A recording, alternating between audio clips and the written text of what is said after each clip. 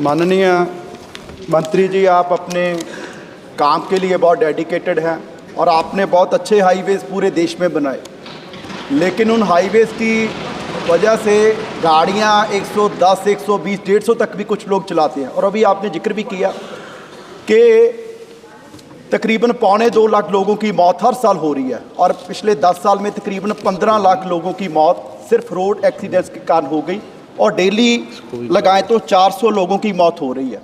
और माननीय मंत्री जी, पंजाब में पिछले एक साल में अगर हम कंपैरिजन करें 2023 से, तो जो एक्सीडेंट्स का डेथ रेट है वो 47% कम हुआ है। उसका रीज़न है कि हमने एक डेडिकेटेड फोर्स, सड़क सुरक्षा फोर्स पंजाब में लगाई है। उसमें 1600 पुलिस ऑफिसर को डिप्लॉय किया है और हर 30 किलोमीटर के बाद एक टोयोटा की तकरीबन 40 लाख की गाड़ी लगाई गई है और उससे 47% जो डेथ रेट है वो कम हो गया।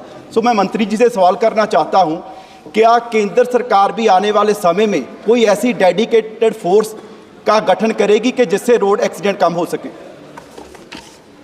सम्माननीय स्पीकर महोदय, ये जो एक्ट है मोटर व्हीकल एक्ट, ये कॉन्करेंट लिस्ट में है।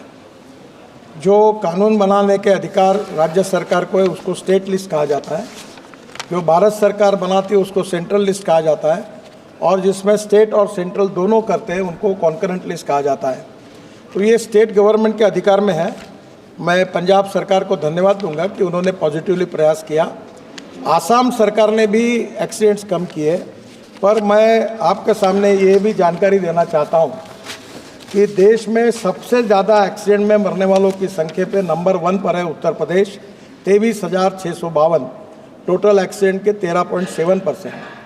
दूसरे नंबर पर है तमिलनाडु, 18,347, 10.6%।